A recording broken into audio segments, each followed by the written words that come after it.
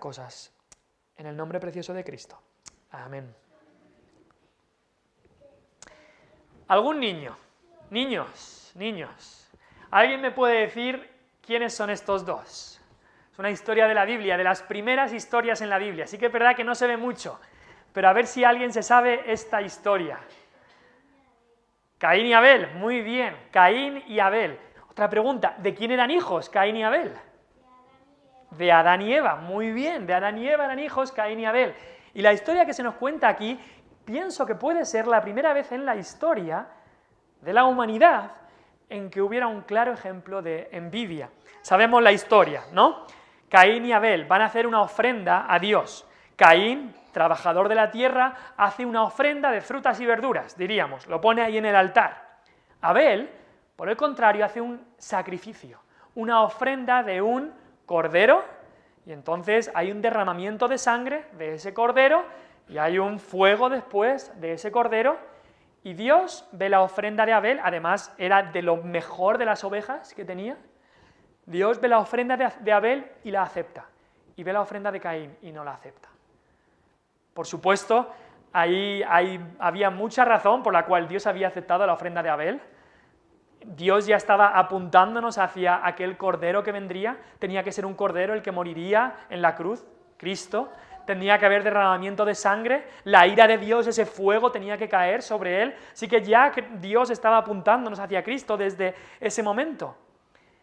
Y Caín mira la ofrenda de su hermano que ha sido aceptada y la suya no, y tiene envidia de su hermano, tanto es así, esa envidia que empezó solamente como envidia, enfado, llega a un rencor, venganza, hasta que al final sabemos que Caín mató a su hermano por envidia, esa envidia empezó con envidia y ya pues fue subiendo hasta todo tipo de otros pecados que le llevó, todo tipo de pecado de ira, de ensañamiento, de enfado, de rencor, venganza, hasta que le llevó hasta el asesinato. Pero la envidia es un mal, es un pecado delante de Dios. Siempre estamos con definiciones para un poco que podamos entender bien lo que estamos hablando, y el autor del libro que estamos basándonos para estos estudios dice que la envidia es un dolor que sentimos, acompañado a veces de resentimiento, por las ventajas que otra persona tiene.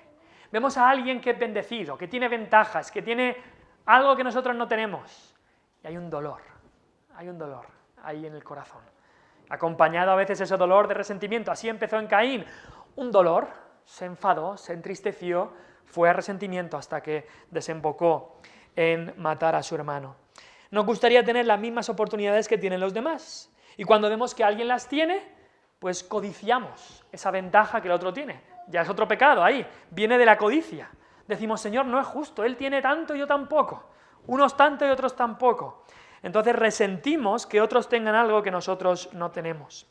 Entonces muchas veces esa envidia sale de otros pecados. Tenemos que entender que el pecado siempre tiene sus raíces, siempre hay que escarbar más. No solamente ver los pecados de la superficie, alguien pudiera decir, el único pecado de Caín fue el asesinato. No, había muchos otros pecados detrás que llevaron al asesinato, como la envidia. Pero es que detrás de la envidia muchas veces está la codicia. Queremos lo que vemos en el otro. La codicia o el egoísmo. Pensamos que nosotros lo merecemos, que todo tiene que ser para nosotros. E incluso la envidia puede pasar entre hermanos en la fe. Entre hermanos en la fe. Lo ha dicho Pablo a los Corintios. Había disputas, había rivalidades entre hermanos en la fe. Podemos, desgraciadamente, no debemos, pero puede ser que haya envidia entre hermanos en la fe. Quizás vemos los dones que tiene otro. Este hermano ora mejor que yo quiero orar como él. O este hermano predica tan bien. O este hermano evangeliza mejor que yo quiero esto. Este hermano tiene más conocimiento bíblico. O este hermano puede ofrendar más. O este hermano es tan bueno animando y consolando a los demás. Yo quiero lo que otros tienen. Y por supuesto hay ciertas cosas que todos debemos como cristianos trabajar en nuestra vida, cultivarlas, algunas virtudes en nuestra vida. Pero cuando vemos que alguien tiene algo que nosotros no tenemos, ¿cómo reaccionamos? Incluso un pastor puede envidiar la iglesia que tiene otro pastor, o el ministerio que otro pastor tiene, o que a este pastor lo inviten a predicar allí y a mí no. Puede haber envidia en muchas facetas de la vida cristiana. Quizá lo has escuchado de que alguien diga, hermano, te tengo envidia sana. Envidia sana, quizá hemos oído esto de envidia sana.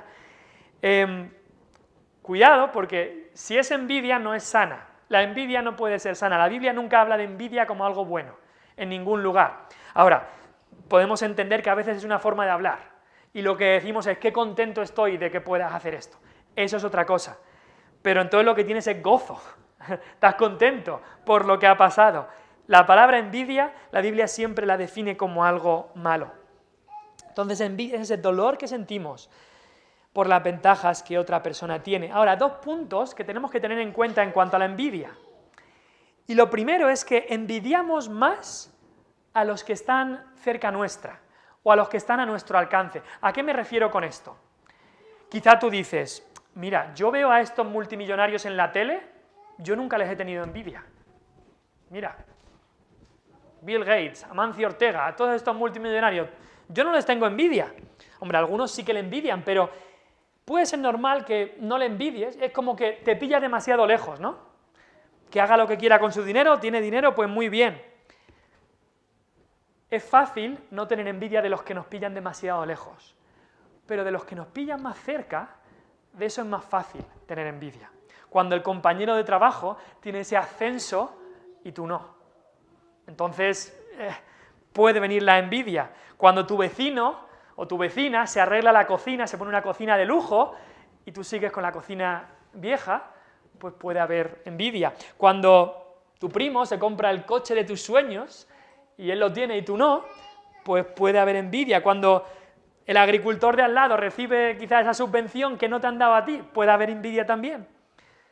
Por ejemplo, un joven futbolista de 16 años, quizá no tenga envidia del futbolista profesional o de un Messi, no tiene envidia, pero sí que envidiará más a su amigo que está avanzando mucho en el equipo y lo van a subir al próximo equipo y a él no, y él se queda ahí en el juvenil. Un vendedor de seguros seguramente no envidiará tanto al empresario más rico del país, pero sí que envidiará a aquel otro vendedor que vende más que él y lo van a ascender. Entonces, envidiamos más a los que están a nuestro alcance, a los que están a nuestro nivel, si se puede decir así. Ahí es donde la envidia tiene más raíces en nuestro corazón. Envidiamos aquellas cosas y las personas que están a nuestro alcance. Ahora, también envidiamos más en las áreas que valoramos más. Un ejemplo fácil o un ejemplo un poco quizá tonto, pero a mí no me gustan las chucherías. Las chucherías no me gustan. Si alguien me envía una foto de mira las chucherías que me estoy comiendo, no me gustan. Ahora, si alguien me envía una foto, mira la tarta de chocolate que me estoy comiendo, como sí que me gusta, pues puede ser que esté más tentado a envidiar eso. Un ejemplo fácil. Pero lo que nos referimos ahí es que envidiamos más a aquellas áreas en las que valoramos más. Cuando es algo que sí que te gusta, cuando es algo que realmente valoras, cuando es algo de tu trabajo, de tu círculo, de tus ambientes, de tu hobby, de tus aficiones, ahí la envidia puede tener más raíz y más poder en tu vida. Y como padres podemos hacer esto también. Claro, tenemos mucho interés en que nuestros hijos crezcan bien, que vayan bien en el colegio, en el instituto, pero muchos de estos pecados que estamos viendo, aquí hay algún paréntesis, vemos que como padres, y aquí hay algunos que somos padres, podemos tener estos pecados a través de nuestros hijos, Algunos padres pueden envidiar a otros padres cuyos hijos sacan mejores notas, o cuyos hijos tienen mejores trabajos, o cuyos hijos prosperan en la fe, y podemos envidiar a esos padres. Ahora, la envidia, lo hemos dicho, lo mires como lo mires, es un pecado. Ahora, hay muchos tipos de pecados, hay pecados más groseros, pecados que parecen menos groseros, hay pecados para Dios más graves y pecados menos graves, pero la envidia es pecado. Si vamos, por ejemplo, a Romanos 1:29, lo voy a leer rápido porque solo es un pedazo de un versículo, Romanos 1:29 habla de aquellos que se han depravado y están, dice, estando atestados de toda injusticia, fornicación, perversidad, avaricia, maldad, llenos de envidia. Diríamos, bueno, la envidia no es tan mala, ¿no? Dice, llenos de envidia, homicidios, contiendas, engaños y malignidades. La envidia lo pone ahí. Gálatas 5:21. Gálatas 5 es el capítulo donde aparece el fruto del Espíritu. Pero antes de decir cuál es el fruto del Espíritu, en el versículo 19 dice, y manifiestas son las obras de la carne.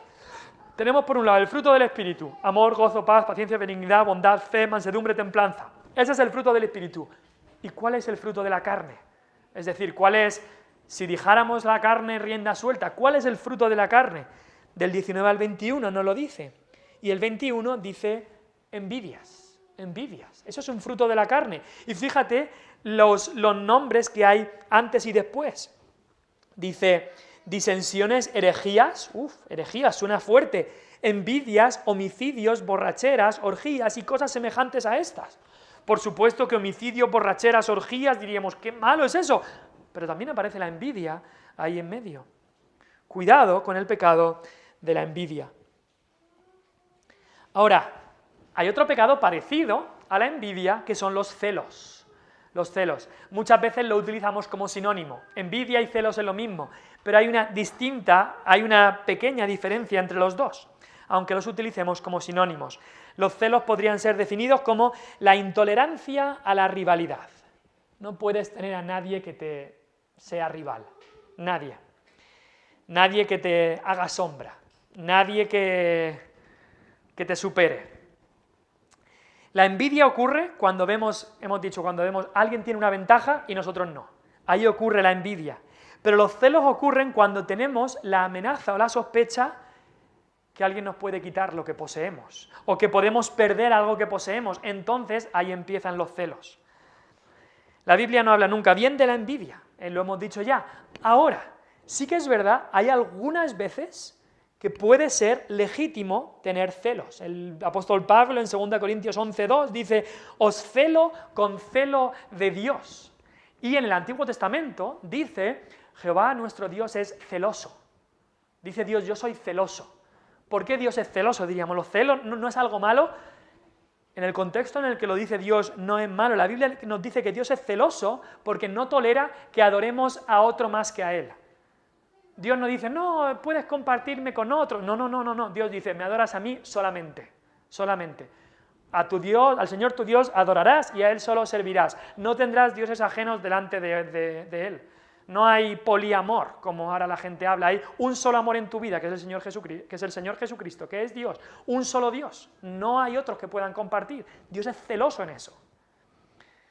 Y por eso también, aplicando eso a nuestras vidas, hay veces que es legítimo tener celos. Es lógico que un marido tenga celos si alguien intenta enamorar a su esposa. Es lógico, debe ser normal. Es como Dios lo ha puesto, que el marido y la esposa estén juntos para toda la vida, que no haya otro ni otra más en sus vidas. Así que hay ciertos momentos en los que puede ser legítimo tener celos. Entonces, ¿cuándo los celos son pecado? Cuando tememos que alguien se convierta en una persona igual o superior a nosotros. Cuando vemos que alguien puede ser rival, que alguien puede hacer algo mejor que nosotros, que alguien nos puede quitar un puesto de lo que sea, y entonces ahí empieza el celo, y eso es pecado. Si la envidia nos habla de ese dolor o resentimiento, cuando vemos que alguien tiene una ventaja, los celos nos hablan más de cuando ese dolor y ese resentimiento cuando hemos sido superados, cuando alguien hace algo mejor que nosotros. Creo que en la Biblia el ejemplo más claro de los celos es en lo que veis aquí. Quizá algunos ya estáis pensando cuál es esa historia en la Biblia. En la historia, la vimos hace unos meses en las predicaciones del domingo, la historia del rey Saúl y de David. David venía de matar a Goliat, ¿y qué dicen las mujeres y el pueblo de Jerusalén? Saúl hirió a sus 1000 y David a sus 10.000. Claro, ese canto lo vimos que no era sabio, no era sabio. Pero Saúl cogió eso y vio a David como un rival que le iba a quitar lo que él tenía. David no estaba pensando en ningún momento en rebelarse contra Saúl, en quitarle el reino, pero la sospecha y el temor y la amenaza que Saúl tenía hizo verlo como un rival, y por toda su vida, Saúl, toda su vida, estuvo buscando matar a David. Hay muchos otros casos de celos. Podemos ir a Hechos 5:17. Hechos 5:17. Cuando la iglesia primitiva fue llena del Espíritu Santo, estaban predicando, miles eran convertidos al Señor. Dice ahí: entonces, levantándose el sumo sacerdote y todos los que estaban con él, esto es, la secta de los saduceos, se llenaron de celos, y echaron mano a los apóstoles y los pusieron en la cárcel pública. En la cárcel solamente por predicar, no habían hecho ningún mal, ni habían hecho otra cosa que predicar, y los ponen en la cárcel. ¿Por qué? Por celos. La misma razón que los fariseos habían entregado a Cristo para matarlo. Ahora los saduceos, por celos, entregan a los apóstoles a la cárcel, los ponen en la cárcel. ¿Por qué? Ellos tenían una posición de respeto en el pueblo, y de repente alguien empieza a predicar la palabra de Dios y ven que quizá esa posición de que los saduceos son los más respetables del pueblo, esa posición la pueden perder. Entonces vienen los celos. Hechos 13:44.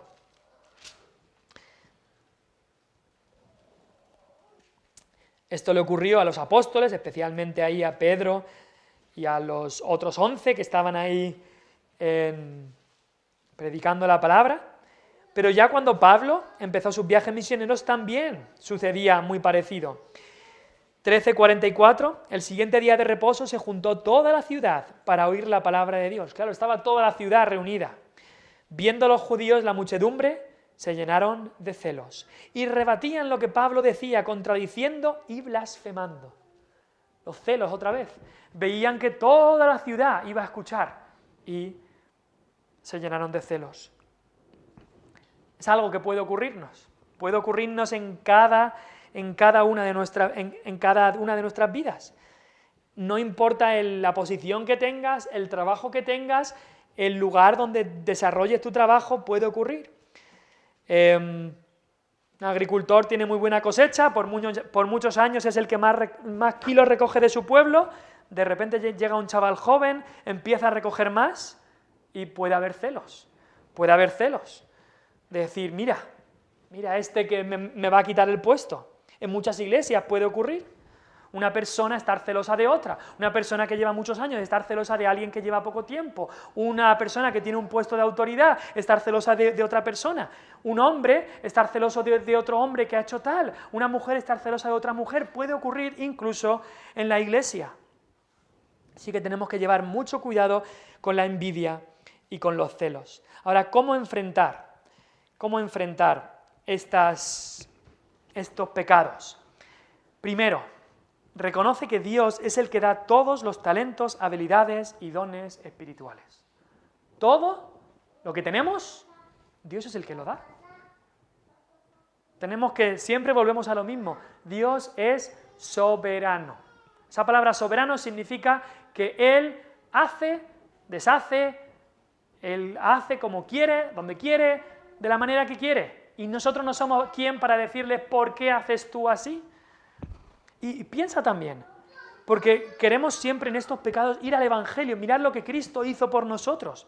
Cristo compró en la cruz no solamente nuestra salvación, sino también cada don espiritual que Él nos da, lo compró en la cruz por nosotros y lo reparte según quiere, por su Espíritu según quiere. En Efesios 4, 7 al 8 nos está hablando de la unidad de la Iglesia y nos dice ahí: a cada uno de nosotros fue dada la gracia conforme a la medida del don de Cristo. Ay, Señor, ¿por qué hiciste esto así en mi vida? ¿Por qué no me salvaste antes? ¿Por qué no me has dado estos dones? ¿Por qué? A cada uno de nosotros fue dada la gracia conforme a la medida del don de Cristo. Por lo cual, dice, hablando de Cristo, subiendo a lo alto, llevó cautiva la cautividad y dio dones a los hombres. Cristo da los dones como quiere. Y si vamos a vencer la tentación de la envidia y los celos, debemos tener en cuenta la persona de Dios, la persona de Jesucristo, lo que Cristo hizo, y reconocer que Dios es el que nos da lo que tenemos, y es el que no nos da lo que no tenemos. Y el que dicta la medida también en que vamos a poder utilizar lo que tenemos. Una cosa es tener algo y otra cosa es poder utilizar lo que ya tienes. Y tanto el don que te da Dios como la habilidad de utilizarlo, también la da Dios. Así que Dios es soberano, Dios es el que lo da. No tengamos envidia de otros. ¿Por qué? Porque si Él es el que da todo, si Él es soberano en lo que da y deja de dar, si tenemos envidia, es como decirle a Él, no estoy de acuerdo con cómo tú has repartido. No estoy de acuerdo. ¿Os acordáis? Me viene ahora a la mente aquella parábola que Cristo contó de aquellos que fueron a trabajar a la viña. Y unos que trabajaron todo el día y les había dicho, os doy un denario, cuando acabó la jornada y vieron a unos que habían trabajado 1 hora y también recibieron un denario, le estaban diciendo al Señor, no es justo que nos des uno y a ellos también le des uno. Tenían envidia de los que habían recibido un denario por 1 hora, a aquellos que habían recibido un denario por 12 horas de trabajo. Pero el Señor ahí les dijo, yo soy el amo, ¿no me es bien hacer lo que quiero con mi dinero? A ti, yo convení contigo un denario por un día, vete y estate contento con lo que yo convení contigo. Entonces, si Dios es el que da todo, tener envidia o celos de otra persona es indirectamente decirle a Dios, estás haciendo las cosas mal. Yo sabría mucho mejor que tú hacer las cosas. Y eso no es correcto. Dios levanta a unos, a otros humilla, a uno enriquece, a otro empobrece. Así nos dice la palabra de Dios. Tenemos que reconocer la soberanía de Dios en todo esto. Segundo lugar, recuerda que todos los creyentes somos un cuerpo en Cristo y todos miembros los unos de los otros. Los capítulos 12, tanto en Romanos como en 1 Corintios, algo fácil para recordarlo, 1 Corintios y Romanos, los capítulos 12 nos hablan del cuerpo de Cristo, de los miembros del cuerpo de Cristo. 1 Corintios 12 lo hemos leído antes, y Romanos 12 también nos habla de cómo somos un cuerpo en Cristo y todos miembros los unos de los otros. Y especialmente en el contexto de la envidia, tenemos que pensar así, somos hermanos en Cristo, somos un cuerpo. Versículo 10 de ahí de Romanos 12 dice, prefiriendo los unos a los otros. Prefiere a tu hermano antes que a ti. Entonces, en vez de envidiar a quienes nos aventajan o de sentir celos por quienes nos superan, debemos reconocerlos y honrarlos porque todos somos miembros del mismo cuerpo. Su bien es tu bien. Recuérdalo, su bien es tu bien. Su honra es tu honra. Su prosperidad es la tuya. Entonces, alaba al Señor. Alaba al Señor. Creo que aquí hay una ilustración muy clara en el deporte. Pensemos en un partido de fútbol. Un buen futbolista se alegra y mucho cuando un compañero suyo marca un gol. ¿Eso es un buen futbolista? Marca uno, sí, pero los otros 11 se alegran, se deberían alegrar. ¿Por qué? Porque es el bien común. Uno ha marcado, pero todos van ganando, todos están avanzando, todos tienen esa recompensa. Solo ocurre, a veces, futbolistas muy orgullosos, tengo uno en mente, no voy a decir el nombre, muy orgullosos y muy egocéntricos, que pueden llegar a no alegrarse si no son ellos los que marcan el gol. Y justo hoy veía una ocasión así. Marca un compañero el gol, pero él no es el que marca el gol y se enfada. Y tu equipo ha marcado el gol, pero no estás contento. No estás contento. De la misma manera en un cuerpo. Y la ilustración de 1 Corintios es de un cuerpo. Tú te pones una bufanda, ahora no, ahora hace calor, pero en invierno te pones una bufanda en el cuello y la cabeza va a decir, oye, te pones la bufanda en el cuerpo y la cabeza ¿qué? Pues si te pones la bufanda en el cuello para tapar a lo mejor el pecho que sueles coger resfriado, al final a la cabeza le va a venir bien. Porque es que si cogieras el resfriado por el cuello, al final la cabeza seguramente le dolería. O el bien de una parte del cuerpo es bien para otras partes del cuerpo. ¿Entendemos lo que queremos decir? Somos un equipo, somos un cuerpo. Así es la Iglesia. Entonces, algo que es bueno para un miembro es bueno para el otro. Te pones una buena suela para el zapato y no solamente beneficia al pie, puede beneficiar también a la espalda, cuando el pie está bien. Y así funciona todo el cuerpo. Un miembro se beneficia, los otros también. Entonces, ¿qué pasa cuando un hermano de la iglesia recibe una buena noticia? Y yo no tengo eso. ¿Y él lo tiene? No, nos gozamos todos. Recibe una buena noticia, nos gozamos todos. ¿Qué pasa cuando un hermano de la iglesia recibe una mala noticia? Bueno, pues yo estoy bien. No, lloramos todos. Así debe funcionar el cuerpo de Cristo. ¿Qué pasa cuando alguno recibe un trato de honor? Un trato de honor. Y Dios muchas veces pone en su cuerpo, en su iglesia, personas que pues reciben un trato de honor. Pues todos se deben gozar por ese honor. Si uno recibe honra, todos reciben honra. O si un hermano es tratado con más delicadeza por su situación. A mí no me trataron así. No, debemos apoyar, debemos gozarnos de que unos reciben más apoyo porque lo necesitarán. ¿Qué pasa cuando hay un hermano o una hermana que todos le agradecen algo que ha hecho? A mí no me agradecieron. Ahí ya estamos otra vez con la envidia. ¿Y cuándo a mí?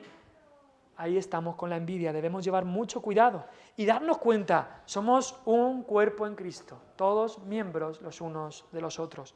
El bien de uno es el bien de todos. Y en tercer lugar, reenfócate en lo que Dios quiere hacer en tu vida. Puedes estar gastando muchísima energía emocional, muchísima energía práctica en la envidia y en los celos. Y el caso más flagrante que me suena de esto, el caso más claro, es el de Saúl, que lo vimos y lo hemos estudiado ya en los cultos de los domingos. Dedicó toda su vida a intentar matar a David. Los filisteos se comían a Israel, les dejaba entrar casi, porque todo el ejército tenía que estar para matar a David. David que no quería el mal de Saúl, pero la envidia le llevó a Saúl a poner todo su empeño en matar a David en vez de en hacer la obra que Dios le había dicho que hiciera. Y lo mismo puede ocurrir en nosotros. La envidia nos carcome de tal manera que toda nuestra vida es basada en intentar demostrar que somos mejores, intentar tener lo que no tenemos, en vez de reenfocarnos en lo que Dios quiere hacer en nuestra vida. Otra vez vamos a la ilustración del fútbol. Un suplente, imagínate un futbolista que está de suplente en el banquillo. Se puede quedar ahí y puede decir, es que a mí nadie me hace caso, yo estoy aquí, nunca me ponen a jugar, tengo envidia de los que están jugando. Puede hacer eso, puede tener esa mala actitud y no querer hacer nada, y cuando le dicen sal a calentar, pues yo no caliento, porque si no me pones al principio del partido, yo no lo voy a hacer. Puede tener esa actitud, o puede darse cuenta que los del banquillo son igual de importantes que los que están jugando. Puede enfocarse en aprovechar la oportunidad que él tiene, incluso en hacer, los del banquillo hacen mejores a los que están jugando. Puede aprovechar esa oportunidad que Dios le ha dado, o puede perder la oportunidad, no hacer nada y quedarse en la envidia y en los celos. Ahora, es verdad que algunos trabajos obtienen más reconocimiento que los demás, pero todos los trabajos que Dios tiene para todo cristiano son importantes para el plan de Dios. Todos los trabajos que Dios tiene son importantes para el plan de Dios. Lo vimos el domingo con los valientes de David. Había un valiente que se dedicó a proteger un terreno de lentejas. No estaba protegiendo gente, no estaba protegiendo una ciudad, no estaba matando gigantes, no estaba matando a 800, estaba protegiendo un terreno de lentejas. Pero era tan importante para Dios como el que mató a 800, como el que mató a gigantes, como el que liberó al propio David. Así que reenfoquémonos en lo que Dios quiere hacer en nuestra vida, con humildad. Ahora hay dos pecados más que los voy a nombrar rápidamente, que tienen también que ver con esto. Tienen que ver con la envidia es como el pecado central y hay como diferentes ramas, hemos visto los celos, pero la competitividad también es un pecado que hay que llevar mucho cuidado. Y es el afán por ser el que gana siempre, o el más importante, en cualquier área en la que estemos. Y esto empieza de niños, ya lo conocemos. Si el niño no gana en el juego, se enfada. Y eso no hay que enseñárselo, eso ya viene natural. Se enfada y coge una rabieta que no he ganado. Y a veces hay que dejarle ganar, porque si no el niño se enfada. Hay que enseñar que no siempre vamos a ganar Y esa competitividad muchas veces se incentiva incluso desde nosotros los padres. Y no solo los niños, los adultos también. Yo he estado a veces jugando al fútbol con algunos creyentes y adultos ya de mucha edad, y si no gana su equipo, pillaban un buen rebote, se lo tomaban fatal. Y la competitividad viene del egoísmo. Lo hemos dicho antes también, los celos y la envidia. Y es como yo necesito ganar, me cueste lo que me cueste. Ahora, si piensas, esa competitividad, ¿eso refleja cómo amamos a nuestro prójimo como a nosotros mismos? No, para nada, para nada. Ahora, puede haber competitividad sana. Hacemos una carrera, es una competencia, a ver quién llega antes, sí, o un juego, o cualquier deporte es una competición, y yo no estoy en contra del deporte para nada. Participar en un concurso. Cuando éramos jóvenes, en nuestra iglesia, en la reunión de jóvenes, hacíamos concursos bíblicos de 10 capítulos de la Biblia, había que estudiar mucho para las preguntas, y era bueno y aprendimos mucho. La clave ahí, en cualquiera que sea la competencia, es la pregunta que viene después. ¿He ganado? ¿He ganado o no? La pregunta es, ¿he hecho lo mejor que he podido? Y si he hecho lo mejor que he podido, bien hecho está. Y como padres tenemos que aprender eso. Un padre, creo que lo he nombrado otra vez, un padre que dice, ¿qué nota has sacado, hijo? Un 7. Hijo, ¿has hecho lo mejor que has podido? Yo creo, sí, papá, sí, yo te voy a estudiar. Muy bien, muy bien. O un padre que dice, hijo, ¿qué nota has sacado? Un 7. ¿Y qué han sacado los demás de la clase? ¿Y por qué no eres el mejor? Ahí cambia, la actitud parece la misma pregunta, pero estamos enfatizando competitividad, tienes que ser el mejor. Ahora, habrá casos en los que Dios da inteligencia para que sea el mejor, pero si es eso lo que solo se está enfatizando, llegará algún momento en la vida que no va a ser el mejor y el golpe va a ser duro. Entonces, la competitividad, mucho cuidado. Es un pecado, debemos de llevar cuidado con esto y luchar contra esto. Y algunos dicen, pero mira, si Pablo lo dice ahí en 1 Corintios 9:24, ¿no sabéis que los que corren en el estadio, todos a la verdad corren, pero uno solo se lleva el premio? Corred de tal manera que lo obtengáis. En la carrera cristiana, en la vida cristiana, tiene que haber competitividad, ¿no? No, eso no es lo que está diciendo Pablo. Pablo no está diciendo que como cristianos nos demos codazos uno al otro a ver quién llega antes, a ver quién es mejor, a ver quién es más santo. Eso no es lo que está diciendo Pablo. En una carrera, en esta ilustración, y tenemos que entender todas las ilustraciones que podemos hacer de verdades espirituales, todas son imperfectas, y esta ilustración de Pablo es imperfecta. Lo que quiere decir Pablo ahí es, como un atleta corre hacia el premio, así debemos correr la carrera cristiana con esa misma intensidad, con ese mismo esfuerzo. No está diciendo que haya competitividad entre los demás, que luchemos para quitarnos al otro de encima y llegar yo antes.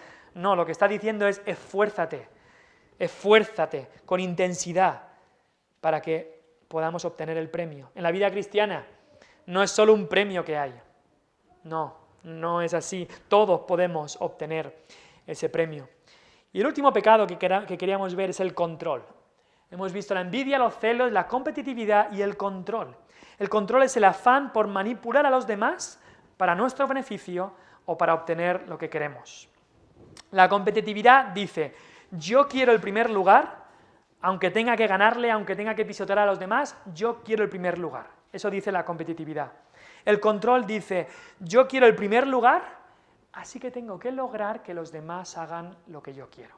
Tengo que manipular a los demás para que hagan lo que yo quiero. Y al final todos estos pecados se pueden englobar en una palabra que es rivalidad. Rivalidad. En vez de vernos unos a otros como miembros del cuerpo de Cristo, pensando en el contexto de una iglesia, podemos adoptar la actitud de considerarnos rivales unos a otros para exaltarnos a nosotros mismos. Pero la Biblia, recordemos lo que dice la Biblia, el que se exalte será humillado. Todas estas cosas, competitividad y control, es para exaltarnos. Y Dios lo dice claramente, Dios aborrece a los altivos. Mira este caso en 3 de Juan 1, del 9 al 10. Creo que es el caso más claro de un líder de una iglesia que tenía mucho control. Control no bueno, sino era controlador. Es el pecado de ser controlador. 3 de Juan 9 al 10 dice, yo he escrito a la iglesia, dice esto el apóstol Juan, Pero Diótrefes, al cual le gusta tener el primer lugar entre ellos, no nos recibe. Mira que ya le gustaba tener el primer lugar. Competitividad, control. Por esta causa, si yo fuere, recordaré las obras que hace parloteando con palabras malignas contra nosotros. Y no contento con estas cosas, no recibe a los hermanos, y a los que quieren recibirlos se lo prohíbe y los expulsa de la iglesia. Ahí había un líder de una iglesia, no sabemos si era pastor, o era diácono, o era líder de alguna manera de una iglesia, pero era un hombre controlador, un hombre que él se tenía que hacer lo que él decía, un hombre que manipulaba a la gente para que al final se hiciera lo que él quería. El apóstol Juan y sus compañeros iban a viajar a esta iglesia, y querían ser recibidos por esta iglesia, pero este hombre no quería, y a quienes iban a recibirlos se lo prohibía y los expulsaba. Un hombre controlador puede hacer mucho daño incluso en una iglesia. Un hombre que tenga ese afán por manipular a los demás para su propio beneficio, para obtener lo que él quiere. Ahora, la dificultad para reconocer este pecado es que el controlador es el último en darse cuenta de su tendencia. No se da cuenta el que lo está haciendo. Por eso muchas veces nos viene tan bien en estos pecados que estamos hablando, hablar con otros. Habla con tu cónyuge. Dile, oye, ¿cómo soy yo en este aspecto? ¿Qué ves tú en mi vida en cuanto a esto? ¿Crees que caigo en esto? Habla con alguien cercano, te puede ayudar en cuanto a estas cosas. Muchas veces, y no solo en este pecado, pero a nosotros nos cuesta darnos cuenta. Lo podemos ver en los demás. El orgulloso ve a todos como orgullosos menos a él mismo. Y así con estos pecados también. Llevemos cuidado con la envidia, con los celos, con la competitividad y con el control o el ser controlador. Puede hacer mucho daño al cuerpo de Cristo. Lo hemos leído al principio, 1 Corintios capítulo 12. Porque así como el cuerpo es uno y tiene muchos miembros, pero todos los miembros del cuerpo, siendo muchos, son un solo cuerpo, así también Cristo. Y el versículo 25 dice, para que no haya desavenencia en el cuerpo, sino que los miembros todos se preocupen, no se envidien, sino todos se preocupen los unos por los otros. Versículo 26, de manera que si un miembro padece, todos los miembros se duelen con él. Si un miembro recibe honra, ¿todos le tienen envidia? No, todos los miembros con él se gozan. Vosotros pues sois el cuerpo de Cristo y miembros cada uno en particular.